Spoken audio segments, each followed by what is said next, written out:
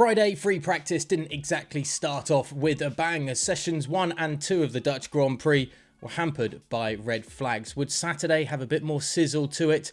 Well, unfortunately on Saturday morning we had the sad news that Kimi Räikkönen was forced to pull out of this weekend's Dutch Grand Prix and go into COVID-19 protocols. The Finnish driver had earlier announced that he would be retiring from Formula 1 at the end of this current season. And now Robert Kubica would line up on the grid on Sunday to take his place. Nice to see Kubica back in the ranks in Formula 1 on track, but a shame to be without the flying Finn this weekend in Holland. There was plenty more news though as Saturday continued, and of course qualifying threw up all the usual thrills and spills. So let's dive into those all-important headlines from a racing Saturday here at GPFans. Before we go any further, just a reminder to hit the subscribe button down below to stay up to date with everything we do across the Dutch Grand Prix weekend and the remainder of this season. Now, let's get into those headlines. Max Verstappen sparked Dutch delight around Zandvoort by securing the 10th pole position of his Formula 1 career in a qualifying session disrupted by crashes involving both Williams cars. Red Bull driver Verstappen was in a class of his own in front of his 70,000 supporters at Zandvoort, setting a stunning lap time of 1 minute and 8 seconds, 0.885 split seconds for his 6th pole in his last 7 races, and with a DRS that failed to open correctly late on. After improving on his second flying lap in Q3, Verstappen ultimately finished just 0.038 seconds clear of his title rival Lewis Hamilton in the Mercedes, with track position crucial at a circuit where every driver has declared it will be almost impossible to overtake. Hamilton ousted teammate Valtteri Bottas from second with his second flying lap, leaving the Finn to start on the second row alongside AlphaTauri's Pierre Gasly, who produced a superb performance. Explaining his feelings after securing the 10th pole of his F1 career and 6th in his last 7, Verstappen said, "It's an amazing feeling to get pole position here.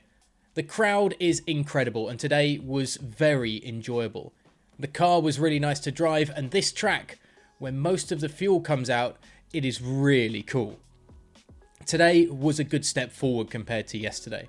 Very happy in general with how today went. No big problems, so very happy with that."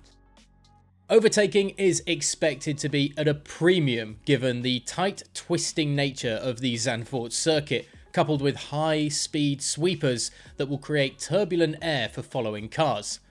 Verstappen warned the job was not done yet though, with a tough 72 laps to be completed on Sunday. It is still very difficult to pass here. Even in qualifying, everyone was trying to find the gap. Not like some other tracks where everyone is trying to find the toe, he explained. "I do think it is going to be tough, but also it is quite tough on tyres around here with all the high-speed corners, so it is not a very straightforward race. There are a lot of laps around here, but of course it is important to be up front."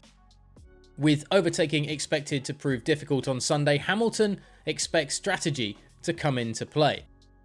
"It will be tough," said the Mercedes driver. "It's a difficult circuit to overtake, but what a place for us to be racing. I think strategy will come into it a lot, but we're going to see a crowd like this.